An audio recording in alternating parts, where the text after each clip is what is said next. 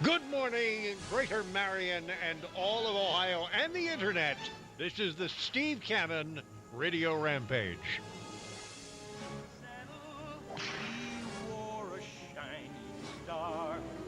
His job to offer battle to bad men near and far. He conquered fear and he conquered hate. He turned dark night into day. He made his blazing saddle a torch to light the way. Well, as you know from listening to the Steve Cannon Show in the past, if indeed you did, and some have not, interesting, unusual, famous, and controversial people are usually the bill of fare on the program, and including my opinions, which can be a little wacky from time to time. But it's the kind of a program that I like to have an exchange between myself and the listening audience as well. I've got an opinion, and I'm willing to voice my opinion almost any time, but I would like you to get involved as well, because that's what really, I think, makes talk radio work, is the fact that there is an exchange between the host or the guest and the audience as well. The number, if you want to call, is 740. 740. I got it. I don't know why there's a 5. 740-383-9944. Learn the number, Steve, okay? 740-383-9944. The number to call if you want to participate. We're going to play trivia later on. I have some $10 gift certificates from Pesto's Italian restaurant, and it is good food. And last night I had an opportunity to stay at a motel I don't think I've ever stayed at before, and they helped to sponsor some of the program that I've been doing the past couple of days here on WWGH, and it is the Comfort Inn at 256 James Way Drive in Marion. And very honestly, excuse me, if you have family coming in and for the holidays and you need a place for them to stay because you haven't got room in your home, why don't you give them a call over at the Comfort Inn, 740-389-5552. Great place, comfortable rooms, big screen TVs, an indoor pool, and if you have someone in your family that may be older or handicapped, there is an actual lift available that will get you from poolside into the pool. Now, I didn't use the pool because I didn't know they had one, okay? I didn't bring my bathing suit, and I'm certainly not going to go in there in my boxers. It would look ridiculous. So I just wanted to plug that quickly if I could, and I thank them for sponsoring the program. And remember, the Comfort Inn, 256 James Way Drive in Marion. And if you want to make a reservation, oh, by the way, free breakfast included. You might want to call them at 740-389-5552. Oh, another thing quickly, and I mentioned this last night, and I want to mention it again if I can. I want you, who are listening today, to invest your time and energy in this radio station. I think it's an interesting experiment. We're having a lot of fun doing it. At least Scott is. I know that for a fact. But by your support, you can possibly arrange for them to get a better heater in the studio, because we talked about this last night. Here we go. That space heater just isn't doing the job. I have my parka on that I wore in the car to come to work this morning. So anyway, that's the name of it. I didn't want to start off, but I just thought it was kind of fun. 3 minutes in, and we're already on the heater again. I'm sorry. It's killing me here. No, let me tell the story about the heat. Oh, okay. Okay, let's get into this right away off the bat. All right. What happened here, we're in the Marion Center Mall, and the current suite we're in has not been used for 24 years. The last time it was used, it was an eyeglass shop. Huh. And 24 years, nobody's been in here, so there has been no need to have the heat or air conditioning on in this suite. Now, this past summer, the suite stayed pretty cool because we are in the mall, and you just get the air conditioning from the mall, and it was fine in here. Well, winter came around pretty drastically just last week. Yes. So we have a thermostat right over my shoulder here. We do have heat that can be piped in. I see the thermostat. Exactly. So we called the gas company when it started to get cold on Wednesday and said, come turn our gas on. And they said, well, because you haven't been turned on for 24 years, we have to inspect your machine first. So it's a different inspector. So the wait to come out and do it is longer. So be glad I went out and bought the space heater, or we'd be sitting here with icicles. Icicles, but so Scott was jumped on me a little bit when I mentioned it before, and did it in fun, in jest, very honestly. But it is cool in the studio, and Scott is sitting here with a scarf around his neck. So don't let him tell you that there's nothing going on. It is chilly in here. I must tell you, the first time I have been in this area, second time I've been in this area of Ohio. I have never been to Cardington, but I was yesterday. Nice place. I knew of Cardington, but I've never been there. There are towns surrounding Marion that I had to pass through to get here that I'd never been to before. It's terrific. And flat farmland through much of those back roads as I was coming off of the interstate. Fascinating area.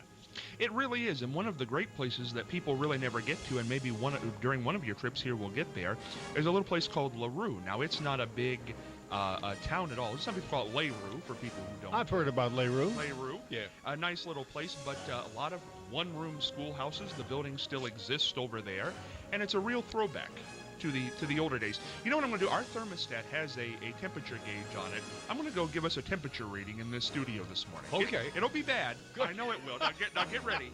All right, I'm hanging on here. I also saw Warren G. Harding's house, which was kind of interesting. I don't think I've ever seen a president's home before, especially their initial home, you know.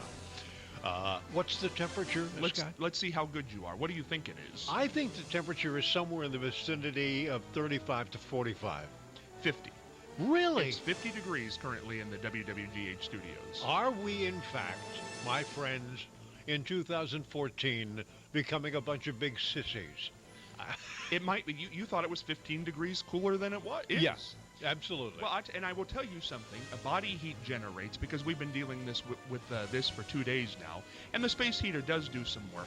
So it'll be pretty close to 60 by the time 11 o'clock rolls around. Oh, okay. Yeah. And I'm not going to say that I walked to school in a blinding blizzard through 2 miles of country road to get to a one-room schoolhouse, because I'm a suburban kid from the city of Boston, from Brookline, Massachusetts. But the school I went to in my early years, I had to walk to in the wintertime unless they called it off. And I would put up with that with no problem. I loved going out on Halloween night when it was cold. No problem. All of a sudden, this cold weather descends on the state of Ohio, and I think we're turning into sissies is what I think.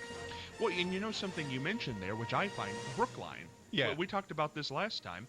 Mike Wallace from Brookline, Barbara Walters from Brookline, Massachusetts.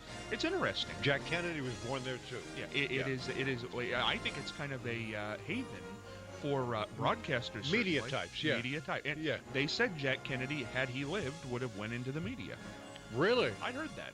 That would have been a good, because he was a terrific communicator, second only to Ronald Reagan, as far as I'm concerned.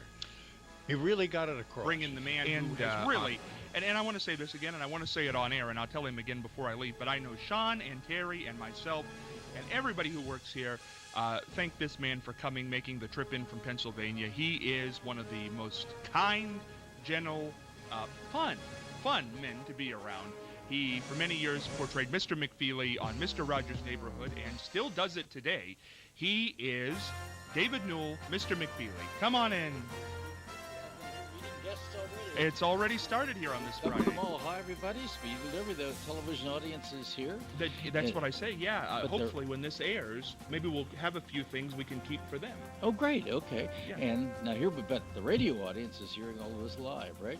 Live right now. Speedy Delivery. We had a great time in the parade last night. And thank you for everybody who helped.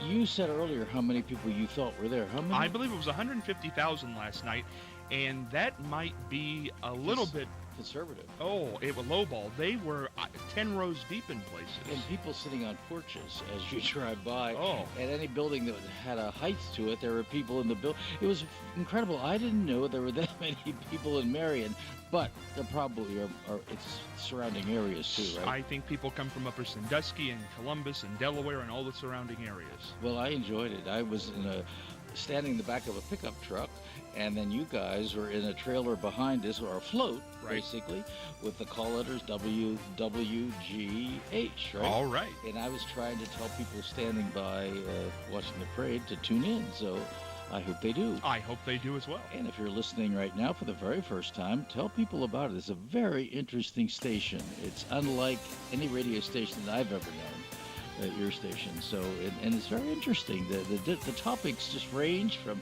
McFeely to the World Trade Center and back again. It's interesting yesterday because when we had the panel yesterday, and if you didn't tune in yesterday, you missed it. Satch Sullinger was here for his regular show. Of course, Charlie Evers was in. But it went from grandparenting to getting older with joint problems. It went to children's television. It went to presidential candidates. But it seemed to have a normal segue.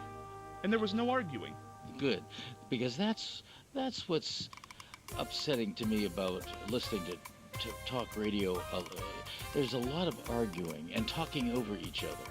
It's not a discussion, it's sort of a ranting, and that can get wear thin after a while. At any rate, without question. Here we are. I do want to talk to you about this, David, because it is a special day all over the United States. Memorials going on this morning. I think that's the proper way to start this program. Of course, September 11th. Where were you that fateful day in 2001? Oh, I can remember vividly. We had just returned to our home in Pittsburgh, where we live. We had just taken our son to the airport. He was flying to, of all places, New York City.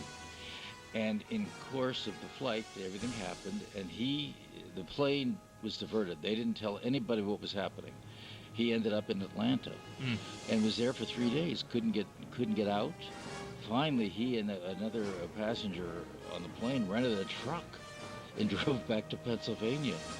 And at the same time, we were trying to, and Fred Rogers was on vacation.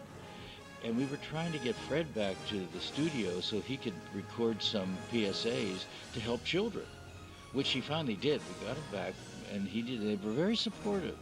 But that day was, I still think of it. Oh, and also, for people who live in Ohio and the surrounding area, if you're driving through Pennsylvania, they've just added another portion to the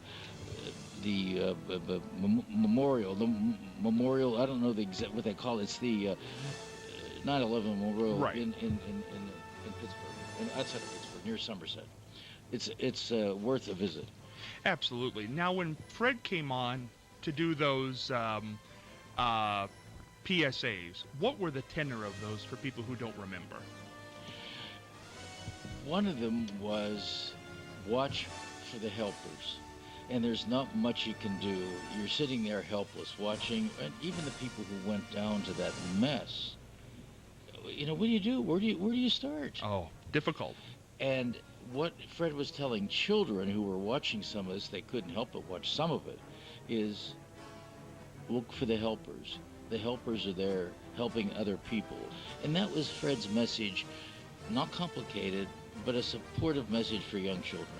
Absolutely. So that was the basis of most of his PSAs.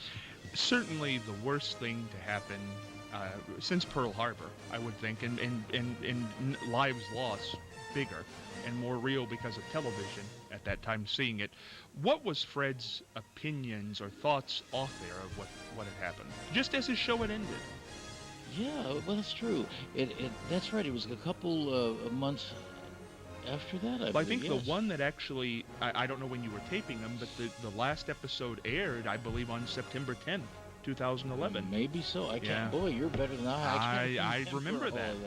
Well, Fred was just. I think you couldn't put it in words. And when the initial hit happened, Fred was in Massachusetts, So a lot of that, by the time he got back to Pittsburgh, 4 or 5 days later, he had worked it through.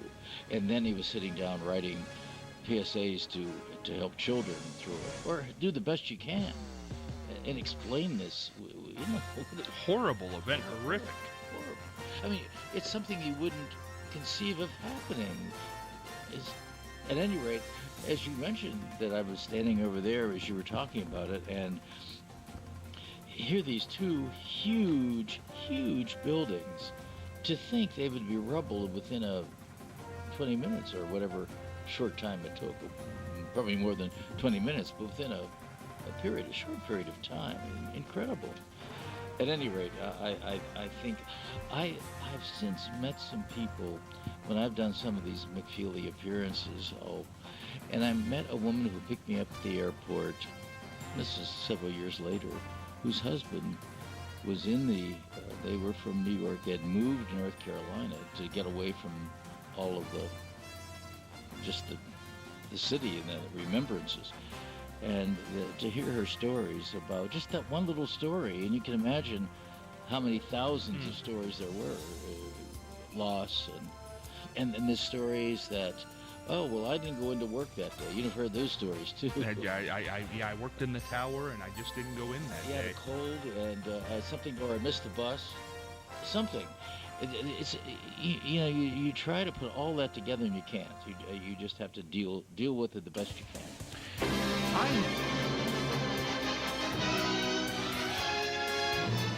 We are live on WWGH Radio, 107.1, and streaming on the internet. But wait a minute, I want to hear Frankie Lane. Right, give me the whip, will you? Oh, that hurt.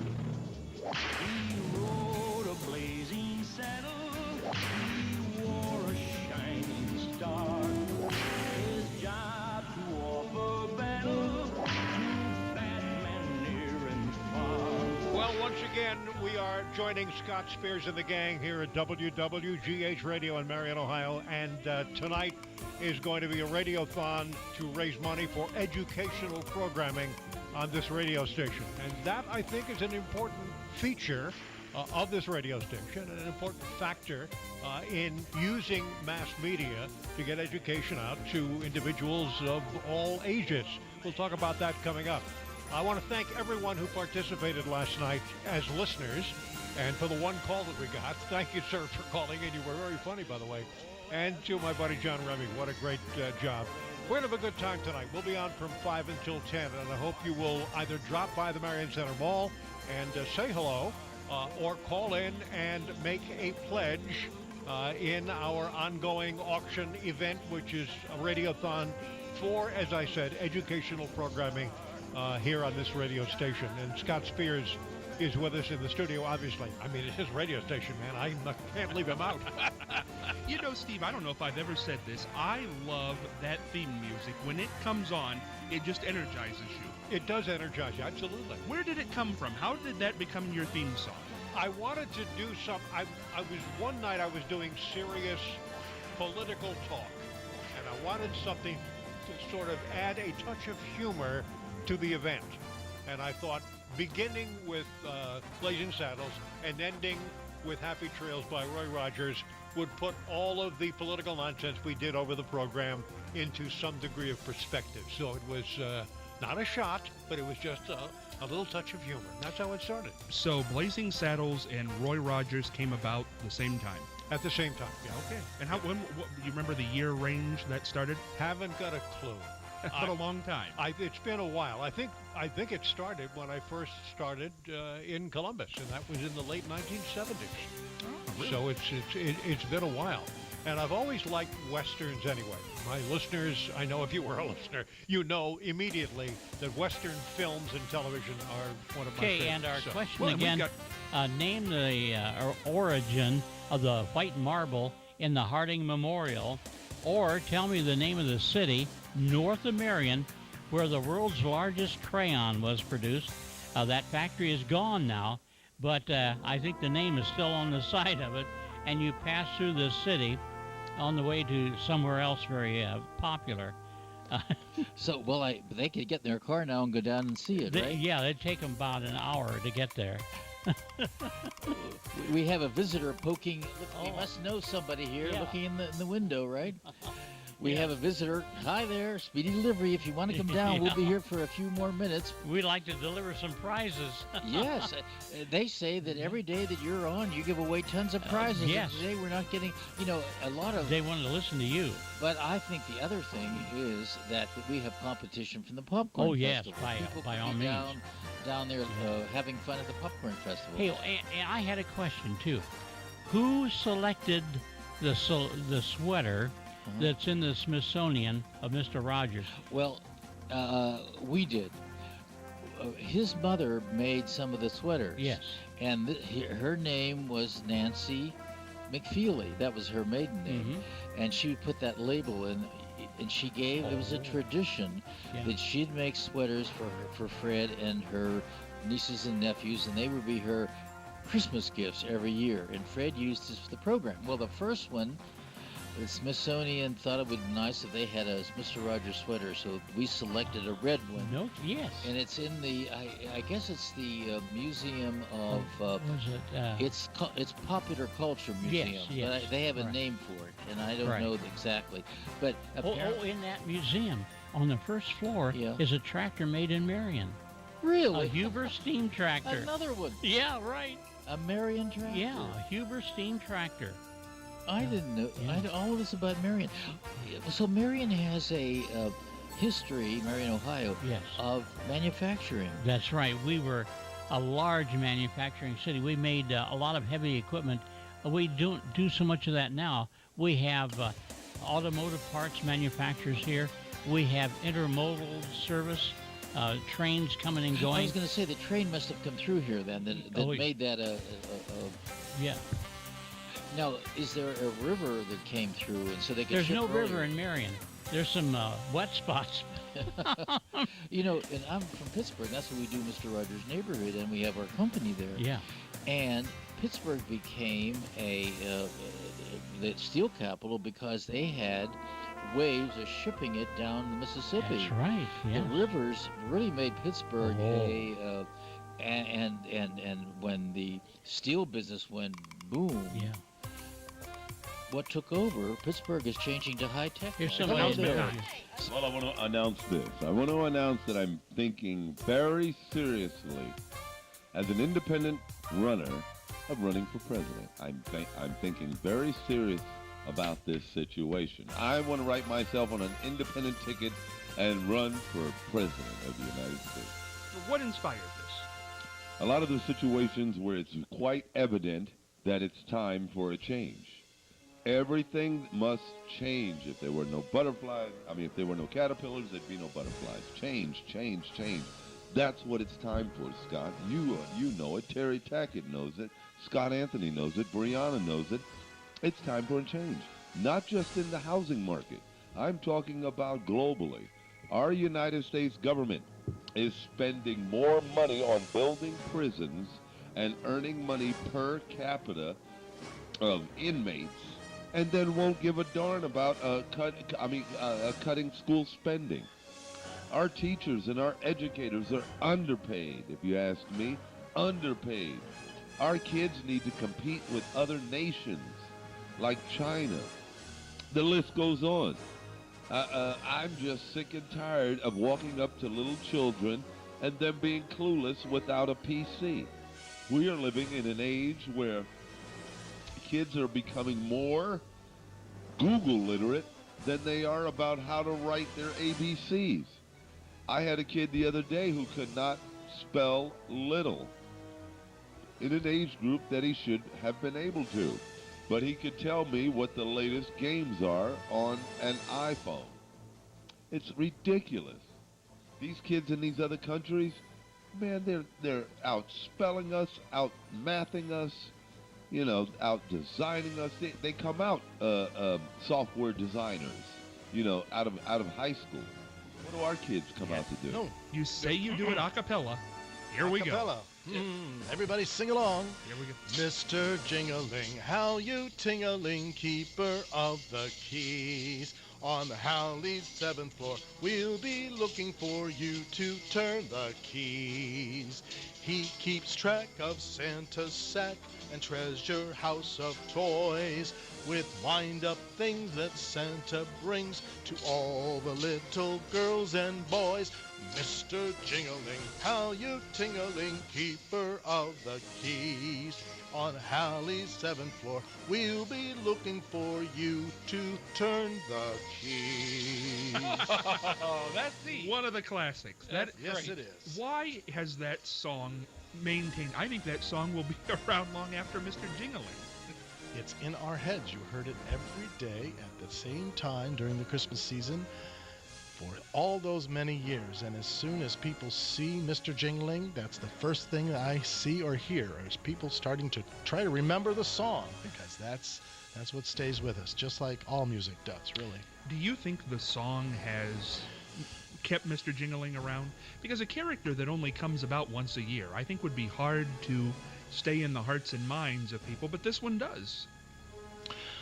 I think the song supports it really well. I don't know if it is the song. It's certainly the memories. All right, should I give away something? Well, you could have given him. Didn't we have some? Give him this bumper sticker to Pesto's. I love Pestos. I would rather give them some pesto with sauce than give them a bumper sticker. Movie passes. Ooh. Not to SpongeBob, though. No. You could have gave those kids a free trip to the movies. Oh, I didn't think of that. You took off out of here like a bat out of... Yeah, I know where. I didn't know. I visited that place a lot of times. It's called Spartanburg, South Carolina. No, I'm kidding. I worked in Spartanburg. It's a great town. You know, you spent a week there one night. Funniest thing happened. I spent about a year there. One of the funniest things happens. Gainesville, Florida, where I worked off and on several times. They hired me back to Gainesville and then decided they needed a midday man at their station in Spartanburg. So I went up to Spartanburg, and Linda and I got an apartment. And the first day on the job, the program director took us out to Howard Johnson's. And they had a hot turkey sandwich. So I told them what I wanted, the hot turkey sandwich, and I told them how I wanted it, and I told them what I wanted on the mashed potatoes, and no gravy, and but I did the whole thing in like 30 seconds. And she said to me, "Sir, y'all gonna have to repeat that once again. I didn't understand a word you said." And I started laughing, and that was my introduction to Spartanburg, South Carolina. And then I repeated it in simple English and more slowly. The problem was not my accent, the fact that I was talking too rapidly. Because in real life, when I get busy, I mean, my mouth goes a mile a minute. Rapid. Yes, rapid. So that's kind of what happened. You know, we're exactly at the 90-minute point now. It is 8:30, and we've got 90 minutes left till this thing ends. Now, we have got prizes that will make your mouth drool. So if you're just tuning in now, we've got an autographed bow tie from Gordon Gee. We've got 4 professionally produced CDs from Bob McGrath from Sesame Street, autographed picture from Sesame Street.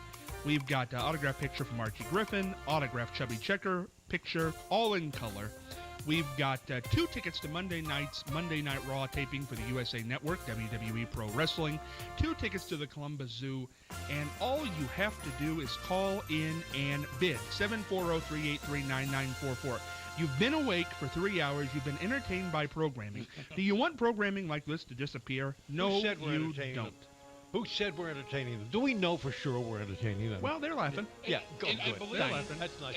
In our area, WWGH Radio, the only talk radio live at nighttime. Local. Yep. Absolutely. You tune anything else right now, it's in the can or from another place in the world. Yes. So you need to call that. Now, I want to hear that phone ring. I know there are people listening out there. See, you berate them enough and they call. That's all there is to it. 740-383-9944, the number to call. Either getting into the conversation with us or offering a possible bid on some of the items that will forward informational programming and information in the community as well. Hello, caller. Are you there? I am, yes. Oh, go right ahead. What would you like to talk about? Hi, I was just wondering where Steve came from. The reason I'm calling is as I was growing up, I was quite young, I used to listen to his house to spend Friday night alone.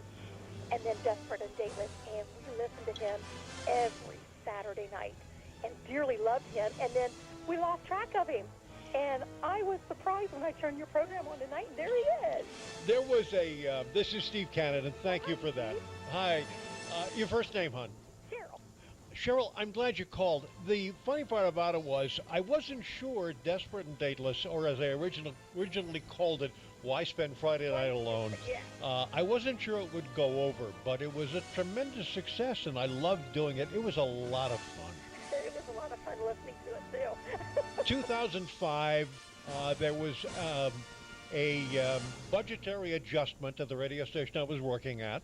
And at that point, my Linda and I decided we're going to retire and move back to her hometown of Scranton, Pennsylvania.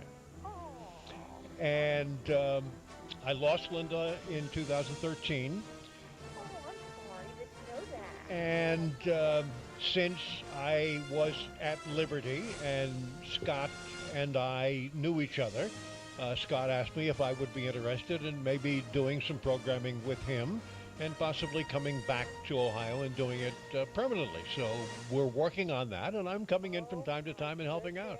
Oh, that's wonderful. Well, welcome back. Thank you, Cheryl. Whenever you can come and stay permanently, that would be awesome. And I definitely will be listening because I just loved you all these years and Ma'am?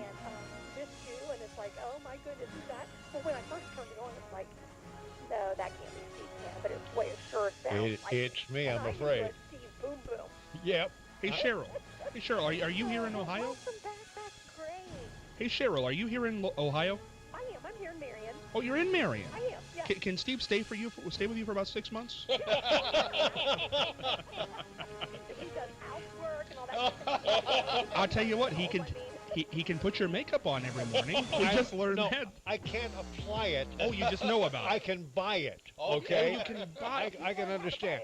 He can go shopping. I wish I could tell you the size of the HSN and QVC bill we had over the years. Oh, you probably would have been a millionaire.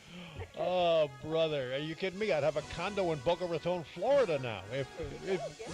But anyway, Cheryl, I really appreciate that, and thank you for listening. Hey, Cheryl. Thank you, and I'm glad you're back, and I definitely will be listening now. Hey, I hope to be permanently back soon. We'll find out. Hey, Cheryl, I want to. Was your opening question where Steve is from?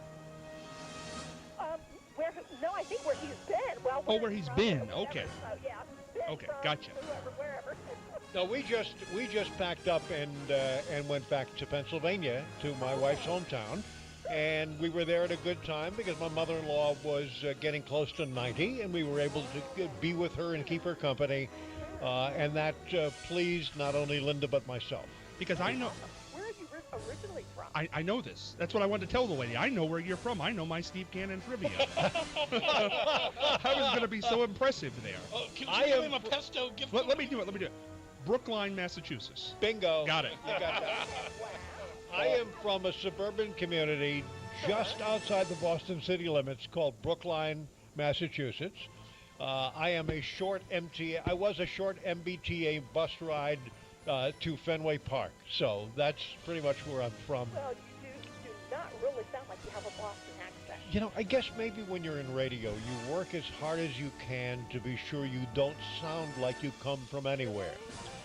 Now, there are some people. There is a guy by the name of Michael Savage, I believe his name is, and he's a New Yorker, and you know he's a New Yorker because he's got that accent, and he talks like that all the time, you know.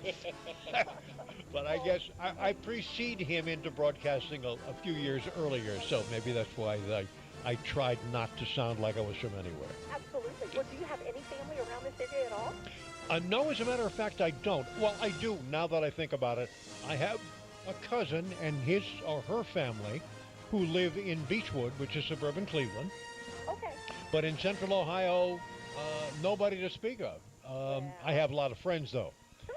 Oh, absolutely. And people in the broadcast community have been very nice to me, and we correspond on Facebook a lot. So, you know, there's a lot. There is, first of all, a lot to come back to by virtue of history, and a lot to come back to by virtue of friends if I were to be coming back to Ohio. Good. Well, awesome. Well, listen, I am so so glad you're back, or coming back. Thank you, and Cheryl. maybe coming back, I should say.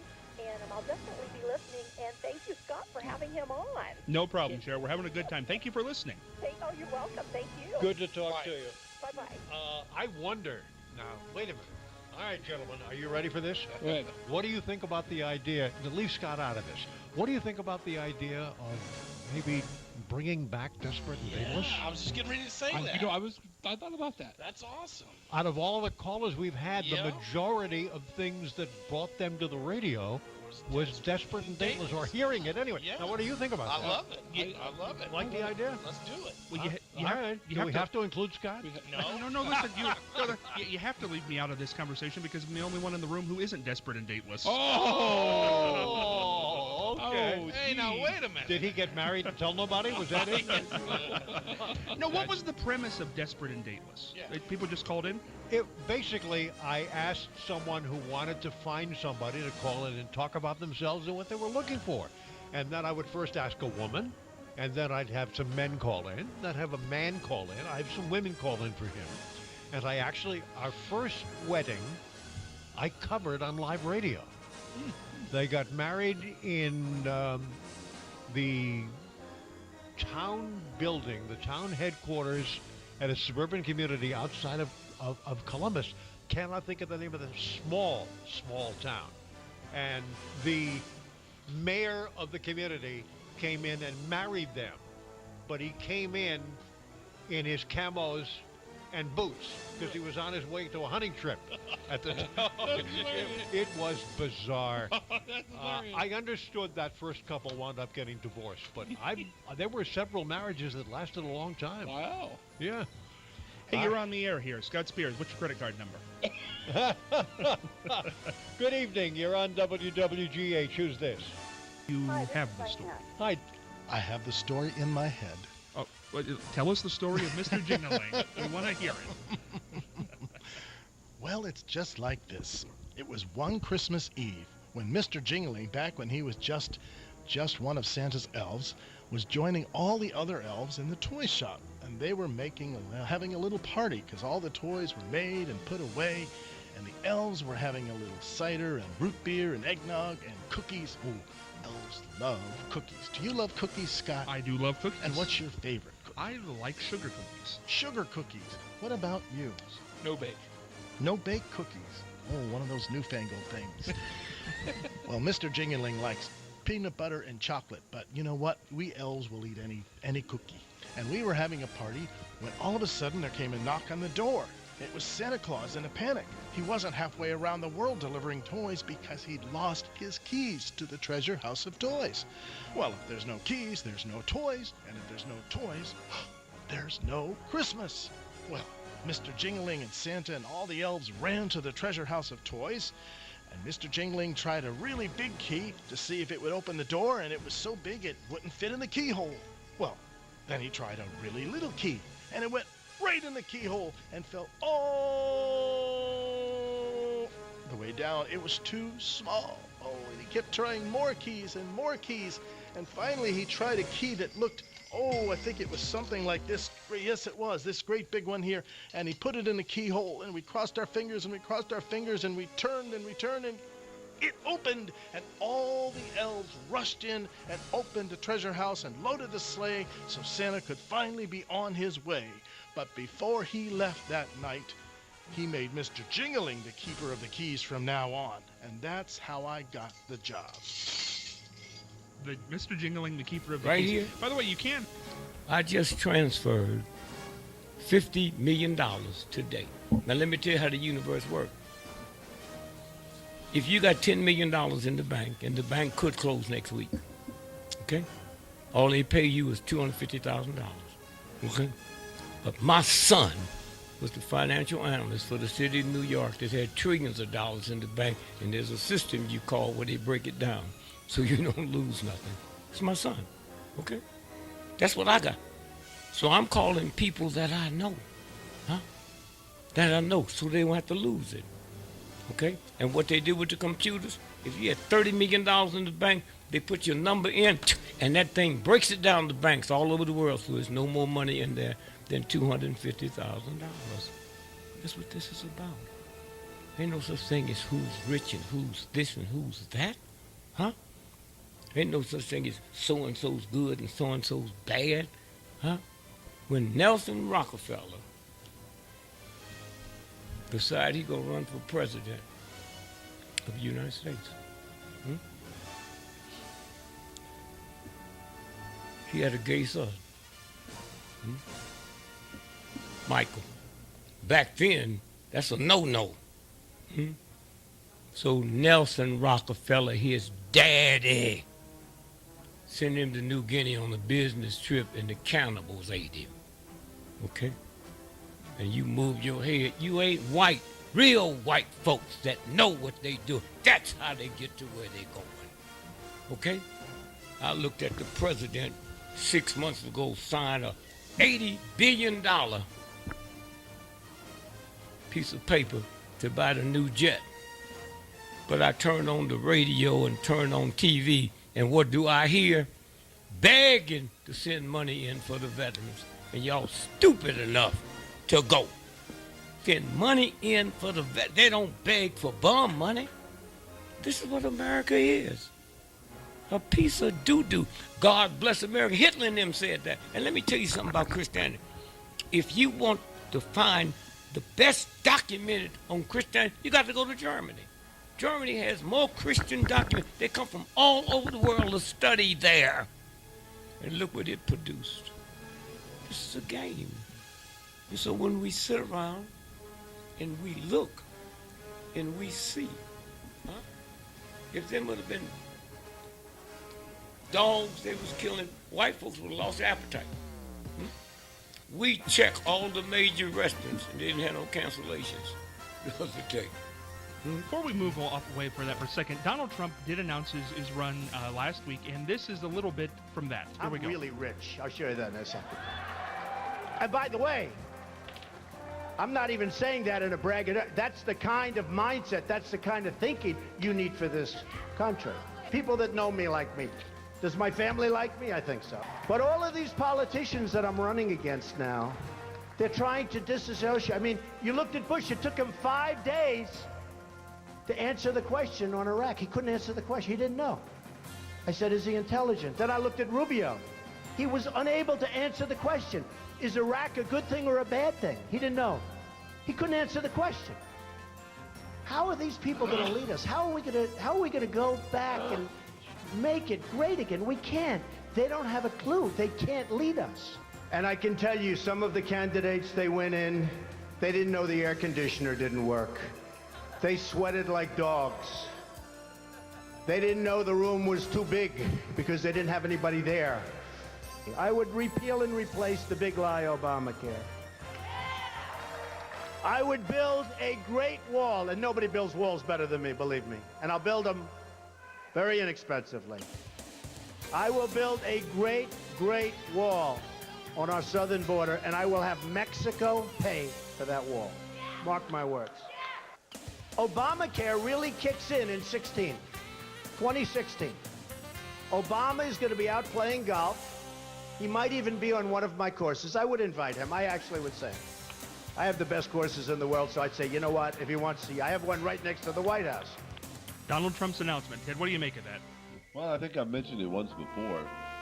Mr. Trump got a little beside himself there with that little, sure, he's a very rich man, filthy rich, if there's anything to be said about his wealth. But to be honest with you,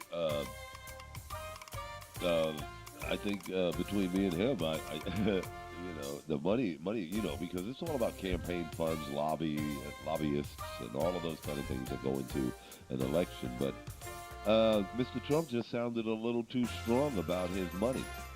I build the best golf courses in the world. What has that got to do? If they took every golf course and put them together, they could house more homeless people than to play golf.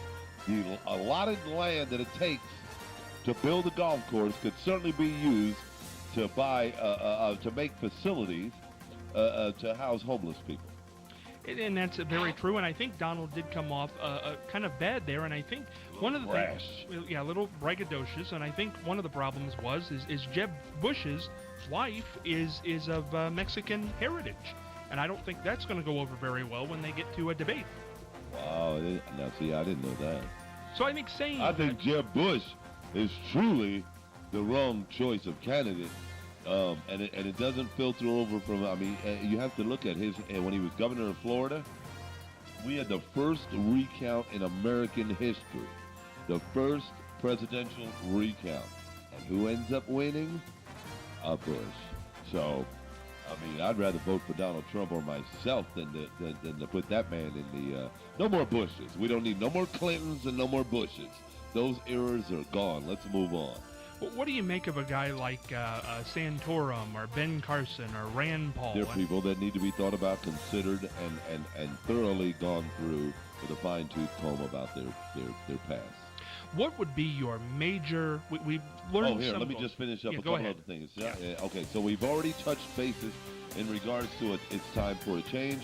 One of my things, as I mentioned, is trying to redirect the policies and the laws of homelessness and how people are rejected because of prison records. Come on, that man's paid his dues. He's homeless. He's got the money. Help him get it, okay? And if you don't, then fine. That's just one move on and another application fee you ended up getting. If you have these kind of discriminatory feelings, put it out in the thing when you say, hey, we've got this many apartments, this bedroom apartment and all. Put down there, but if you're a felon, don't even come up here. If you're a U.S. military veteran, and don't come up here. You know. Now, next was prison versus schools. We're spending and cutting. We're spending and cutting. We're spending for prisons, cutting schools. Okay? It's very easy. It's very elementary for my friends and all my social media pals to figure that out. I mean, they're building millions of dollars of new prisons, private prisons, old prisons, being refurbished, all of these things, and our kids can't even get a decent elementary school book. You know, still walking around with old books. Why? Because everything is on the internet. We're not going back to basics, and that's what America needs to do. Get back to what made this country strong. Basics. Now, and I've witnessed it, believe me.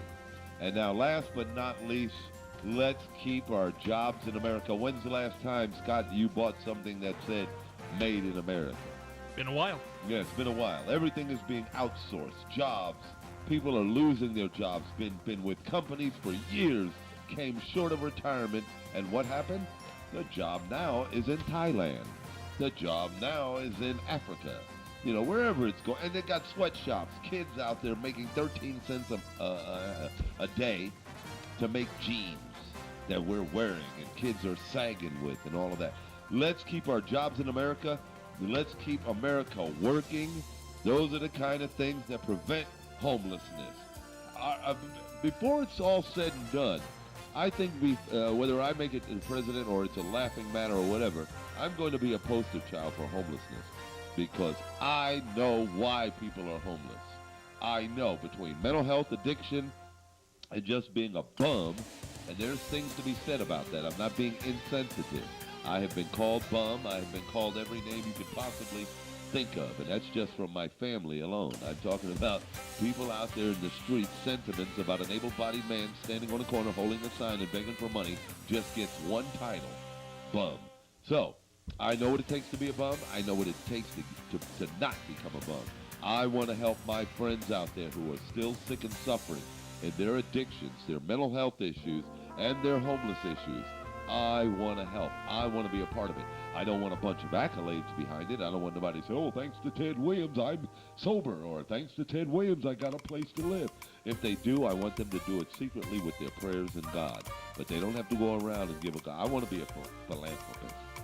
I'm truly looking forward to that. My manager, Scott Anthony, has really, really taken a real good turn with me.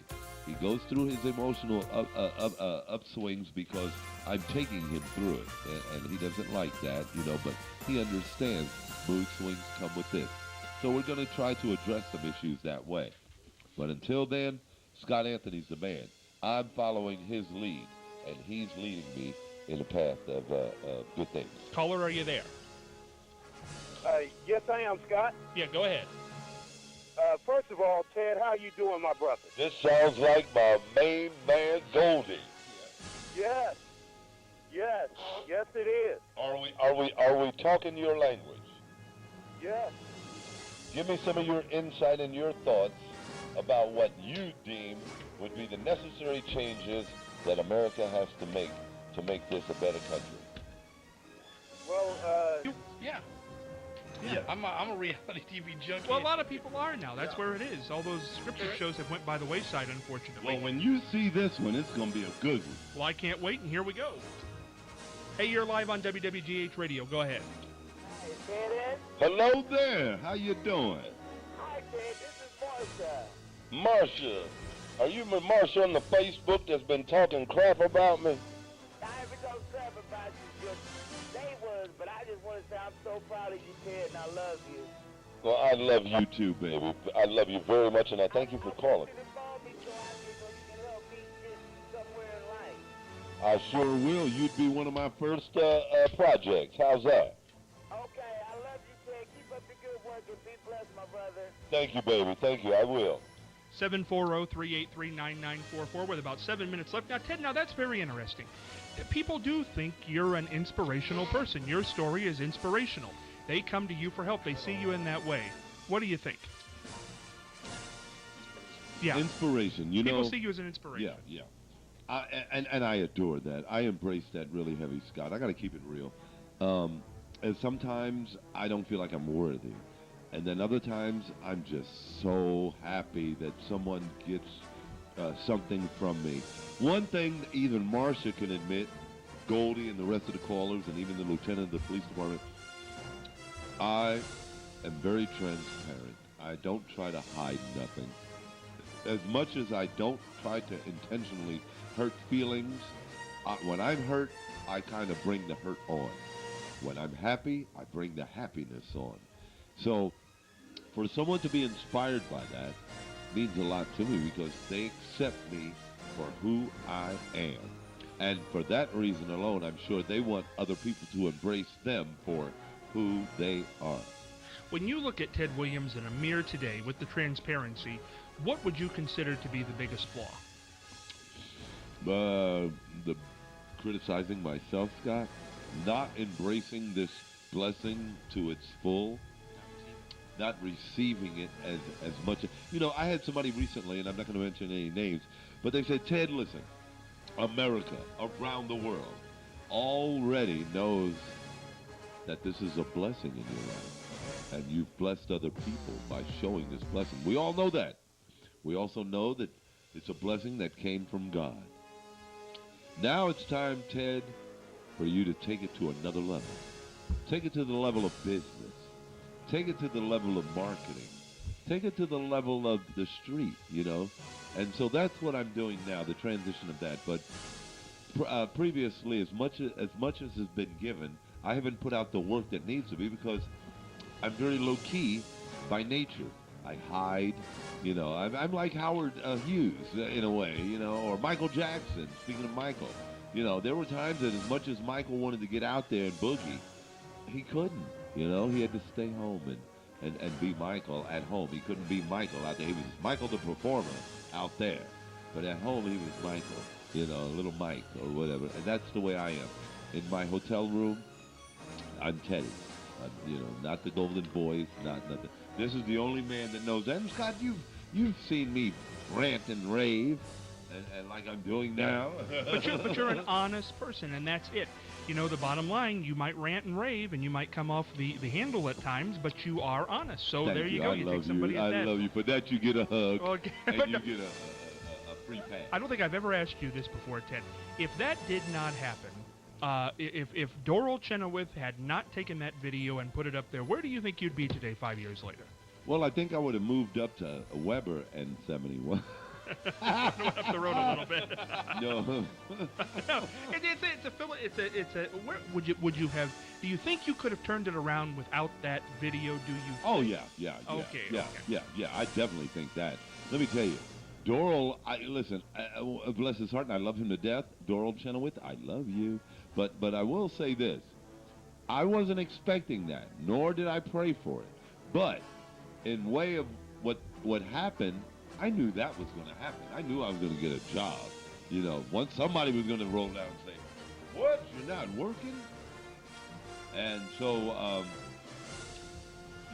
so I knew that I had faith that I was capable of wowing someone. I want you to tell this story, Ted, because this is quite an historic. We're coming with slogans already. I like this one. Golden voice is the choice. There you go. Golden voice is the choice. Golden voice is the choice. On this historic hour in which this has happened, where Ted Williams has said he's thinking about offering himself up for a candidate of the United States president under an independent ticket. Independent ticket. What do you need? What do you? This is like Ross Perot on Larry King. Support. What do you need a few petitions. We are going to meet with council members in Columbus and surrounding counties. We're going to meet with some council members, and we're going to I'm going to go through the political arena, and I'm going to go through the chain of command of what I need to do to actually, whether it's petitions, whether it's lobbying or whatever, to get these things done.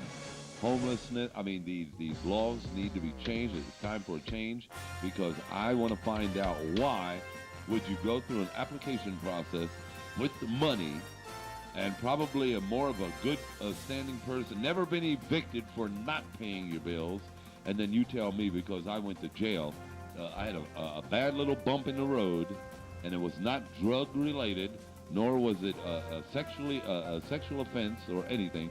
Why is it I can't get a place to live, but yet you would call me a bum if you seen me standing out there homeless?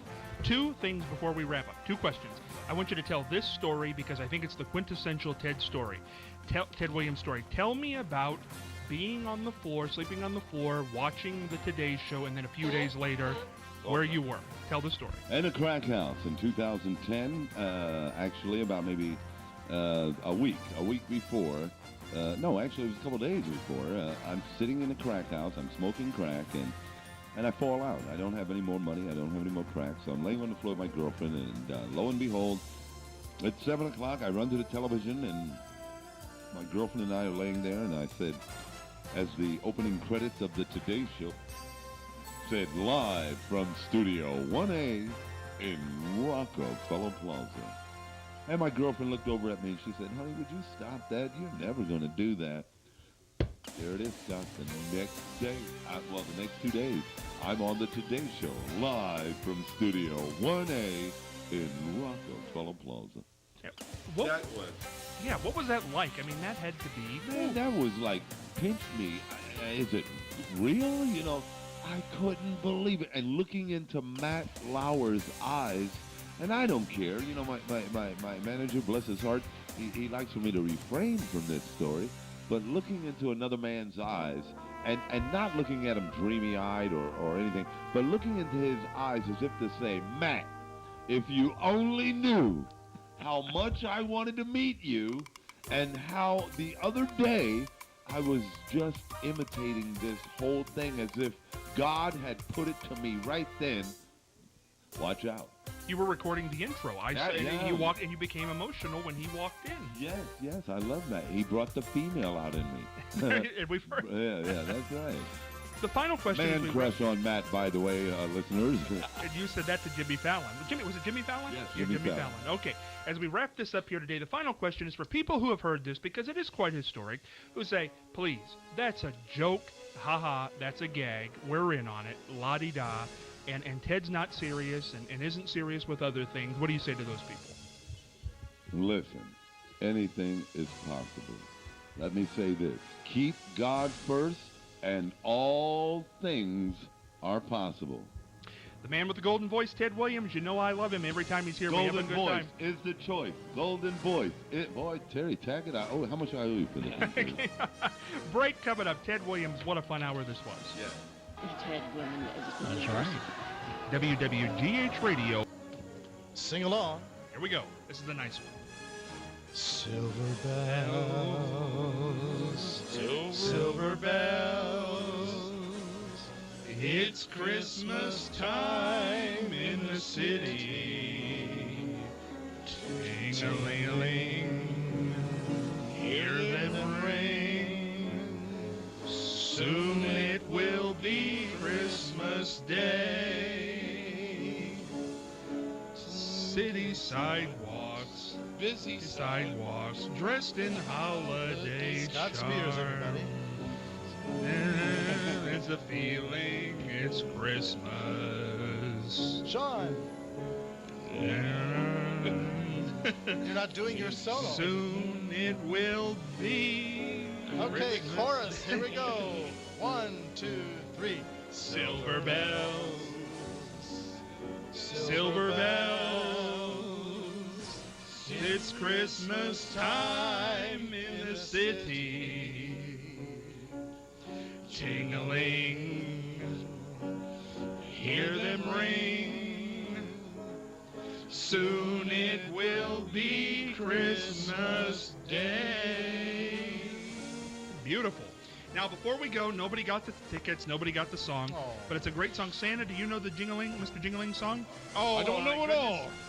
Well, we'll help you. Well, hold on. Santa. Hold on. Don't jump the tracks yet. Hey, you're live on WWGH Radio. Go ahead. Santa. Oh, Santa's here, and so's Mr. Jingeling. Hello.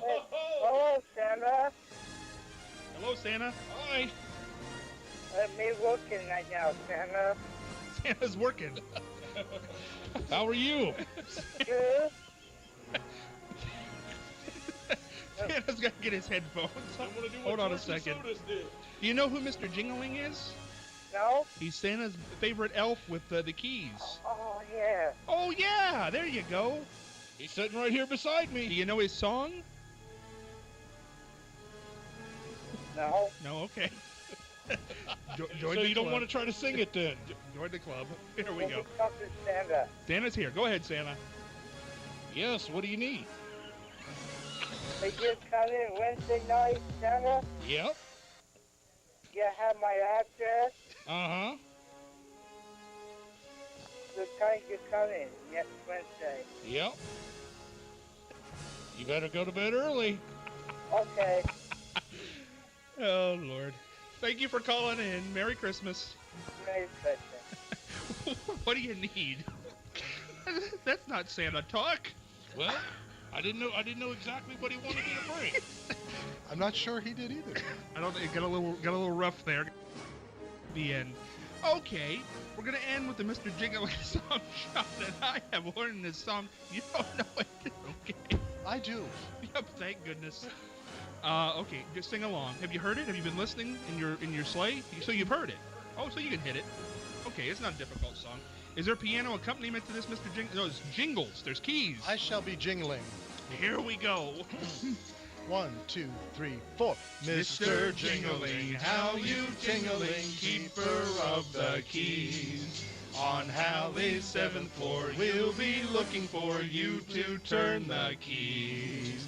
He keeps track of Santa's sack and treasure house of toys, with wind-up things that Santa brings to all the little girls and boys. Mr. Jingeling, how you tingling, keeper of the keys. On Halley's 7th floor, we'll be looking for you to turn the keys. Merry Christmas, Mr. Jingeling. It's been a pleasure. Thank you, Scott, Sean, and Santa. It's been a pleasure to be here. Leave the audience with something, Mr. Jingeling, as we say goodnight. I will leave you with what Captain Penny said years ago. You can fool some of the people all of the time and all of the people some of the time, but you can't fool Mom. She's pretty nice and she's pretty smart, and if you do what Mom says, you won't go far wrong. Merry Christmas. Merry Christmas. Merry Christmas. Merry Christmas to all. Absolutely. There are two things I wanted to do, Mr. McKinley. Yes. One we did yesterday. Okay. You sang the Speedy Delivery Yes. song, and I think people love hearing that. Let's hear it one more time. It goes like this. Mr. Rogers wrote it. It was just simply a little... I'm not Pavarotti, you know. It goes, if there's anything you want, if there's anything you need, McFeely's Delivery brings it to you here with speed. Yes, our Speedy Delivery is a speedy delivery. Speedy delivery to you, Scott. Well, you know, I was watching the documentary last night, and you and Fred did that on the last episode. That had to have been touching. That was touching, and sometimes when you saw that episode, sometimes similar episodes happen through the years, and if the program was running long. If Fred saw the cues, oh, we have another minute. Oh, Mr. McFeely, why don't you sing your Speedy Delivery song? But that wasn't the case. What Scott is referring to on this DVD we have called Speedy Delivery, the last appearance that Fred and I did on television was I brought a film to him to see, and that we watched it. And then as I was leaving, I shook his hand purposely. See you around the neighborhood, Mr. Rogers. And I was saying that handshake, it was my way of saying thank you for all these many years that I've been able to work on the program. It was brought up in the episode. Mr. Rogers didn't want to do a final show because he wanted it to air in replays.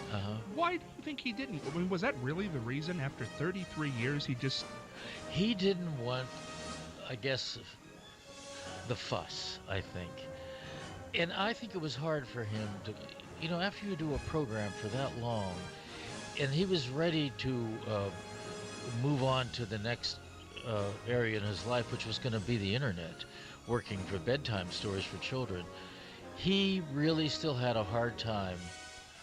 And I think, to answer your question, the reason he didn't want it extended, he wanted it over with because the longer you would stretch it out, the harder it would be for him, I think. Why did the show end? Did he call it a day? He did. He originally started that to make a library of tapes so they could be replayed, and in a way they still are being replayed. He felt he covered everything, but he also wanted to go into the internet.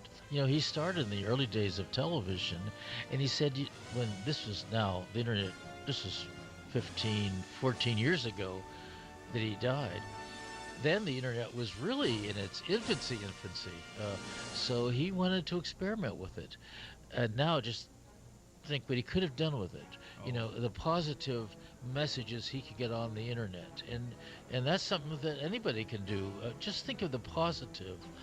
I was talking a little earlier about Fred always wondered when he was making television, and how do you make goodness attractive? It's not easy. Sometimes a drama needs a conflict, and the conflict tends to get fiercer each time, and sometimes it's too fierce. Would he have done an event like this? Would he have come and done sweater drives? I think he would have done the sweater drive because he loved radio. He grew up in the radio years, and that's what he wanted to do. He said when he would go in to be interviewed in radio stations, he would point to the interviewer, like you, and say, you have the job I want.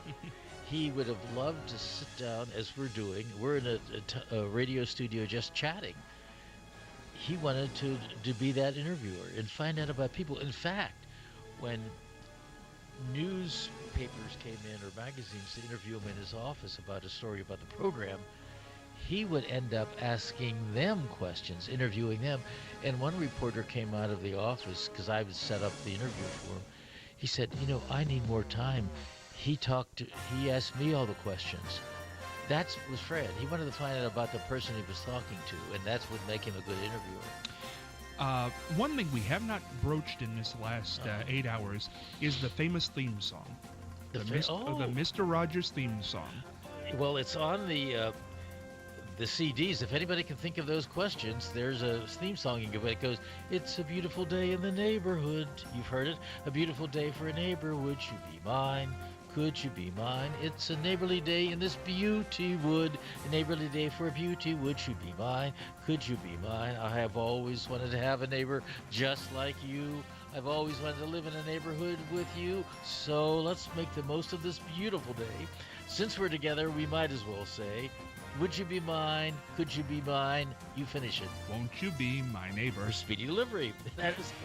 And that's become an iconic theme song. It has. The other day I was driving up from Pittsburgh, and they had the interview with the present governor. And he sounds a little bit like Fred, and the interviewer wasn't agreeing with the governor. And after the interview was over, he said, here's his theme song. Here's what the governor's theme song is. Listen to him singing it. And he put on Fred singing Beautiful Day in the Neighborhood. And it sounded a little bit like him. He was, of course, making fun. But it's used. Well, I think your listeners may have heard or seen Saturday Night Live when Eddie Murphy would do the takeoffs on Fred. They're classic takeoffs themselves. Absolutely. And it's gotten a lot of play over the years, and I think most people, it's like Stardust. People know it. They do. And he wrote that. He did. He wrote that. He did. How did he come up with the idea that he was going to come in, take the sports coat off, put the sweater on, and then end by doing the reverse? Because what viewers saw, that was to be his television house. That's what he called it. And in his mind, it was a mutual place where he could meet families. He would get into the sweater, take off his street jacket and shoes, put on the sweater and sneakers, which symbolized play clothes, and then would talk about subjects that related to that age group. And then, Fred always separated fantasy and reality. Fantasy was the neighborhood of make-believe puppet segments. The reality is where he was talking to the camera, and the trolley was the transition that went from reality into fantasy and back again at the end of the program. He would always bring the kids back to reality. How about a couple of years ago at the Emmys, maybe longer than that, when John Ritter passes away? Yeah. What was he on that show? The 10 Rules About Dating My Dog, whatever it was called. Yeah. Right. They seated him They seated the cast right next to the show called 6 Feet Under. I don't know. No, I'm just saying. I see what Is he getting help for that? I mean, did somebody have a problem with that? I don't know. I mean, seriously. Well, I understand it happened, but did people get angry? People got angry about that. They thought that was in bad taste. Well, what if you sat him next to the cast of the Golden Girls? I mean, would that have been a problem too? I don't know. I think if it was 50 years ago, people weren't worried about it. You're right. I think people got too. I agree with you on that. Yeah. People are too PC. Yep. They are so PC now. Everything. People are afraid to get in an argument. I think that's why everything's become. You ever notice how even the news people wear the same ties? I mean, everything is the same. Well, you know why that is. You know why that is, of course. Because some agency that they've hired to choose the appropriate impactful clothing for news anchors said that kind of a tie has impact. Make sure your news people wear that tie. Right. So now every newsman in the country wears that same tie. And there's no creativity. And None. that's not right. None, because people are scared to death. People are scared to death. Why? You couldn't get Fritz the Night Owl on the air now. People think you were being rude about owls. I mean, I'm going to ask you guys, why? Why do you think, Steve? I'm going to start with you first. What? Why do you think people are like the way they are today? What happened to what happened to us? We've lost sight, from my opinion anyway, we've lost sight of what America's supposed to be all about, number one. Yeah. Number two, we have been propagandized into being anxious about what the future is going to hold and what freedom is going to create in our world, and we just get antsy about it. We think we understand that the freedoms of the Constitution are terrific, but then we're worried that it's going to get out of hand. Yeah. I don't know. And overly anxious about nonsense many times, and it gets ridiculous. Exactly, I agree with you 100%. Terry, how about you? Well, I just think kind of the same thing that Scott's on piggyback. It's the PC age. Everyone wants to Twitter now and Facebook, and any little thing that happens is Twitter and Facebook. Yep, and I think it's all about drama. Scott, how about you? Good, that's a good point too. Yeah. Well, what about you, Scott? Why are people the way they are? Too touchy? Yeah. Well, I think people are just touchy. I think you can pick people up like that. You don't even think you're doing it. Absolutely. People are hypersensitive to criticism. I'll say that now. Yeah. People are hypersensitive to criticism. I certainly am. And you know what? Yeah. I'm gonna add something else to this thing. Go ahead. People are they want to sue right away. Right.